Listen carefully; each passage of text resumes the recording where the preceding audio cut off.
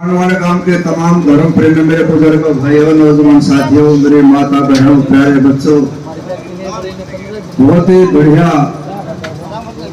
ब्रह्म विज्ञान की बात सुनाने वाले भाई सुमित जी, भाई राजेश थोरिया जी, इनकी भजन मंडली। सबसे पहले मैं तमाम बहन और भाइयों का, इस कार्यकारिणी का पदाधिकारियों का तहे दिल से आभार प्रकट करता हूँ, धन्यवाद करता हूँ। इस भले काम में शामिल होने का मुझे भी मौका दिया। किसी भले काम में शामिल होना, भले काम में पैसा लगना, महापुरुषों के संगति होने, संतों के दर्शन होना पिछले जन्म के संस्कार के बगल में हो सकते। इसलिए मैं आभार प्रकट करता हूँ भाइयों का। ये सत्संग भाई 2 मिनट दे रहे बीच में, हरे चाहे भजन हो, चाहे सत्संग हो, चाहे फिल्म हो, ये जीव को जगाने का एक रास्ता है, एक माध्यम है। हर एक का अपना एंगल है, किस एंगल से ना फिर। और लास्ट में चल फिर के की बात आती है, ठोकर से ज्ञान होता है। जितने भी दुनिया के अंदर महापुरुष हुए हैं, किसी न किसी के ठोकर लगी और उनको एहसास हुआ कि बाकी सारा सौदा झूठा है, जितने भी महापुरुष हुए। और मैं एक भाइयों को बताना भी चाहता हूँ, ये बता देना चाहता हूँ कि अच्छे खिलाड़ी, अच्छे पहलवान, अच्छे आदमी गरीब घर में पैदा हुए। पैसे वाले का इससे कोई मेल नहीं है। जहां पैसा इकट्ठा होगा वहां पर 10 चीज अपने आप ऑटोमेटिक लाग आ जाती है। अहंकार आ जाएगा, पाप आ जाएगा, वासना आ जाएगी, दुनिया भर की कमी आ जाएगी। कभी ने भी कहा कि कई गुजरात गरीबी में दुनिया में नहीं रहना, जब दुनिया में रहना है तो मेरे और गरीब क्या ठाटा और पोता क्या। मेरे भाइयों से प्रार्थना है, आज के सत्संग से प्रेरणा ले लो। मच्छर किसी गरीब को रो देगा, ऊपर वाले ने सुन ली तो दुनिया से खो देगा।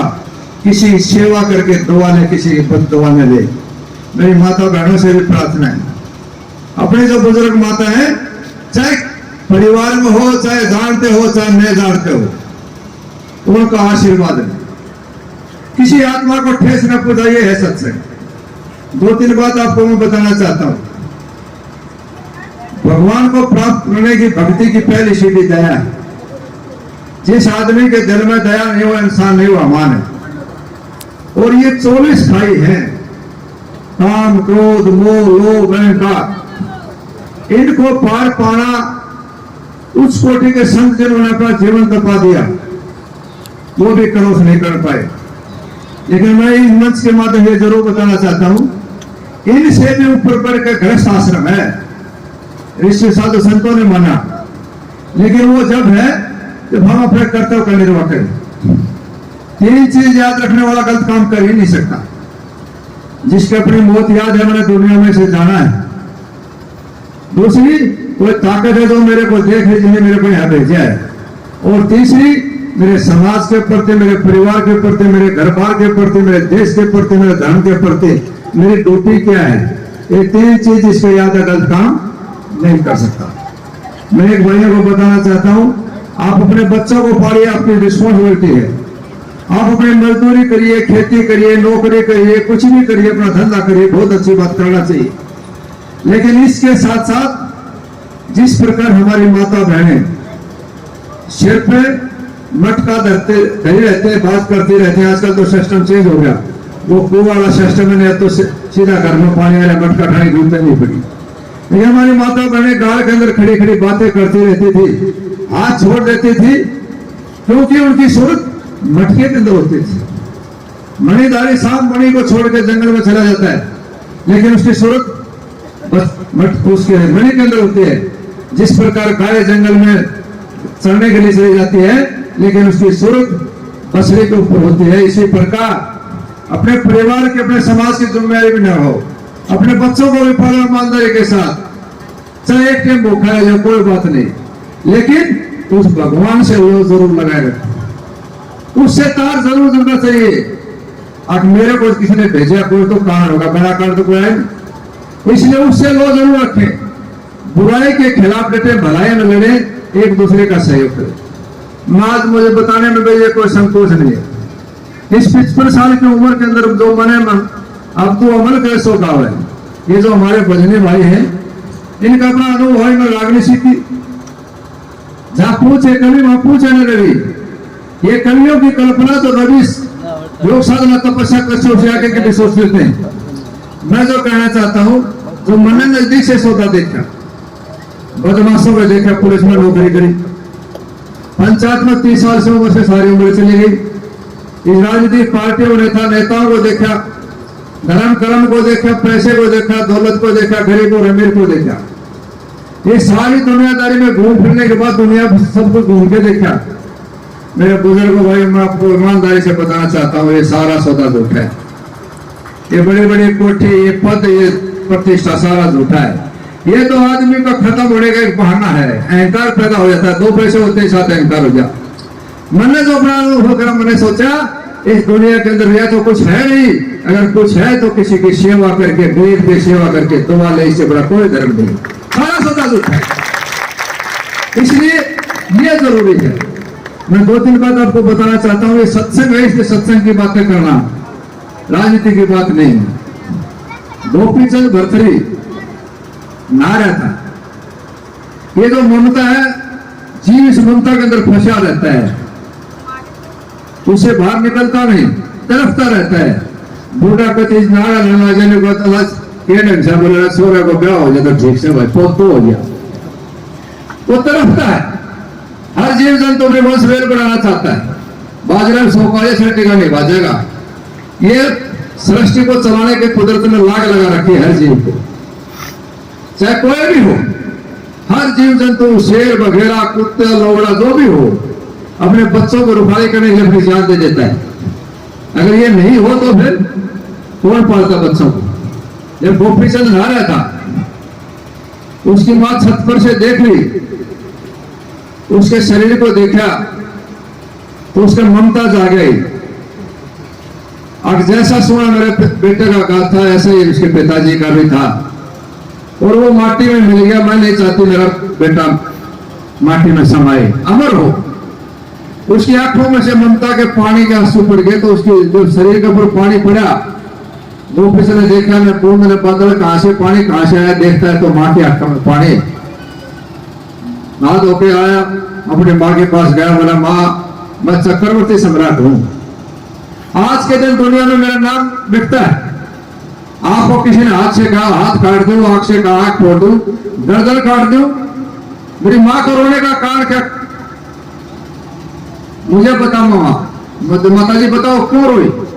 बोला बेटा मेरे को किसी ने कुछ नहीं कहा, न किसी ने बोला, लेकिन मेरे एक ममता जागे, एक माँ के अपने बच्चे के प्रति। और जैसा सुना गाथा ऐसे तेरे पिताजी का था, और मेरे देखते देखते आपको माटी में मिल गया। तो मैं नहीं चाहती कि मेरा बेटे का भी बात माटी में मिले। मैं चाहती हूँ मेरा बेटा अपने मामा भरथरी के पास चले जाओ और अमर फल खा के अमर हो जा। गोपीचंद ने कहा कि माँ मैं कौन से खेत की मूड़ी हूं? इस दुनिया में पता नहीं कौन कौन होके चले गए, जो धरती को तोड़ने वाले थे वो चले गए, इसलिए पैदा 190 जगत में जो आया उसमें जाना पड़ेगा, मैंने भी जाना है। उसकी मां ने कहा कि बेटा ऐसा नहीं है। 2 नाम भरथरी ने गिना दिए, 2 नाम उसकी मां ने भी गिना दिए। बोला बेटा ऐसे भी है जब तक सृष्टि रहेगी, जब तक नाम रहेगा।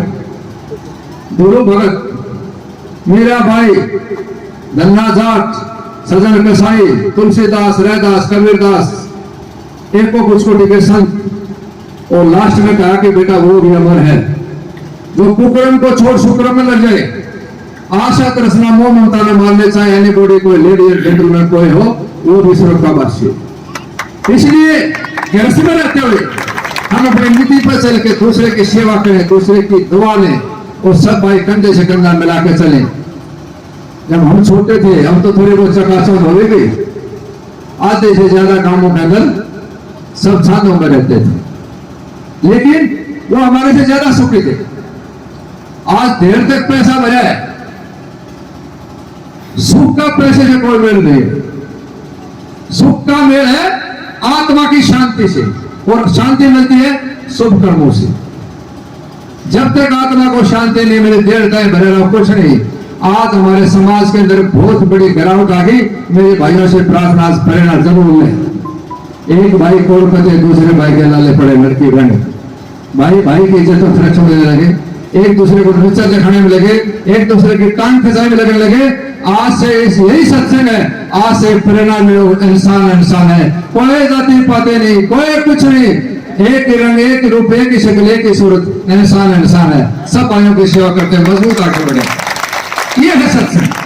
भजन कीर्तन सुनना बहुत अच्छी बात, इससे हमें पता नहीं एक आदमी कहां शब्द रख जाए। मैं आपको बताना चाहता हूं, तुलसीदास जमुना के पार और मीठे उगली तरफ सावन का महीना, उसके मन में विकार पैदा हो गए और वे घराली से अभी मिला जाए। जमुना हजारा लेने लग रही, अंदर से तो डूबे। उस टाइम में डेड बॉडी को आज नहीं करते हैं, डेड बॉडी को बक्से में डाल के बहा देते हैं पानी। एक डेड बॉडी बहती आई, उस फोफे के साथ और डब्बे के साथ लेके उसने जमुना को पार किया, और जमुना को पार करके जिस घर में वो ब्याह रखा था, उस घर का आगे नीम का आम का पेड़ था, कोई भी पेड़ था। सावन का महीना था, जैसे हमारी माता बहने जो वो गालती ना, तीन गालते थे पहले, अब तो कोई गालता नहीं। काला सांप लटक गया पेड़ से, ऊपर से साले सांप को लेकर नीचे छत पर कूद गया। गदर देखी सांप भी नीचे पड़ा, कुंडी खड़खड़ाई, भीतर से आवाज आई, कौन? बोला तुलसीदास। बोले इस मौसम में बारिश हो लग रही, इस मौसम में, इस हालात में ऐसे क्यों? बोले मेरी इच्छा हो गई, मैं आपसे मिलना के लिए आया हूं। मेरे बुजुर्गों में ठोकर से ज्ञान होता, उसने कहा जितनी नींद आराम में इतनी हर में हो, चला जा बैंकपुर दाम तेरा पल्ला पकड़ने वाला कोई नहीं। कहा तुम अभी के चक्कर फंसे है? मेरे बुजुर्गों में ठोकर से ज्ञान। बोले अच्छा ऐसी बात है? बोला बाय बाय टाटा टाटा। बोला नहीं नहीं, बोला आपने कह दिया मैंने मान लिया। हर चीज के ठोकर से ज्ञान है, छोड़ के चला गया दुनिया में। ऐसे दुनिया भर के संत, उच्च कोटि के संत, एक से एक महापुरुष, चाहे वो महावीर ने, जैन ने, राजा हरिश्चंद्र ने, महर्षि दयानंद ने, कितने हुए, सबके ठोकर लगे। ठोकर लगने के बाद जिसके ऊपर हम समर्पित हैं, अगर इसके बिना मेरा कुछ नहीं, और फिर वो धोखा दे देता है तो ठोकर लगती है, भ्रम टूट जाता है। और भ्रम टूटने के बाद आदमी इस दुनियादारी को विदा कर देता है, ये सारा सौदा झूठा है। इसलिए पहले से ही हमने ये सोचना चाहिए, जब हमारे को धोखा मिलेगा उससे पहले हमने सावधान रहना चाहिए। हमने ये देखना चाहिए वो मौका ही नहीं मिले, हम अपने 24 घंटा भगवान के अंदर, भजन के अंदर लीन रहे। 24 घंटा माल्य को याद रखें, गलत काम नहीं होगा, बढ़िया समाज बनेगा। मेरी पानवड़ गांव के भाइयों से एक और भी प्रार्थना है, मेरे नौजवान साथियों से भी प्रार्थना है, जो भाई किसी भी प्रकार का नशा करते हैं, किसी प्रकार की गुंडागर्दी किसी प्रकार की करते हैं, आज से कसम खा लो कुछ नहीं झूठा सोता है। जब हवा चलती है, आवाज कुआड़ों की आती है हवा से, और जो अपराध करते हैं उसके बाद में वो पुलिस आ रही। ये जिंदगी का सार नहीं, हम तो ऋषि मुनियों की संतान है, ये तो त्याग और तपस्या की धरती है, ये तो भगवान का शोध करने का केंद्र है हरियाणा। और यहाँ नहीं फोटा करे, क्यों अपना नरक क्यों जन्म बिगाड़ दे। इसलिए बेहतरीन समाज बने में लगे रहो। मैं तमाम भाइयों का, पानवड़ गांव के भाइयों का, धर्मात्मा परिवारों का, माता बहनों का, भजन मंडली कार्रवाई आयोजन किया, इनका पुनः आभार प्रकट करता हूँ। ये समय समय पर होता रहना चाहिए। पता नहीं किस आदमी के एक शब्द कहां ठोकर लग जाए, ज्ञान पता नहीं किसको कहां हो जाए। इसलिए सत्संग अटेंड करना चाहिए, चाहे बढ़िया कोई भी हो, किसी किसी के साथ भी अच्छी संगति हो वो करनी चाहिए।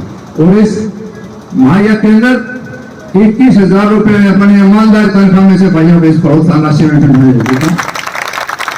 और भले काम में और इस राजनीति में मैंने तो सोचा था अब ये बहुत कुछ है। एक संबल का फूल होता है, और संबल के फूल का पक्षी जमाना होता है, सुआ पक्षी होता है। ये संत समझाने के लिए उदाहरण देते हैं। जब तक वो संबल का फूल पक के तैयार नहीं होता, सुआ बाहर बाहर घूमता रहता है, और लास्ट में जो पक के तैयार हो जाते हैं, और सुआ उसके अंदर पंख मारता, चोंच मारता, तो वो रूई होती है और कुछ नहीं होता। वो रूई उसके जबड़े में फंस जाती है और उसका मौत का कारण बढ़ता है। मैं भाइयों को बताना चाहता हूँ, राजनीति संबल के फूल के अलावा कुछ नहीं, झूठा सोता है।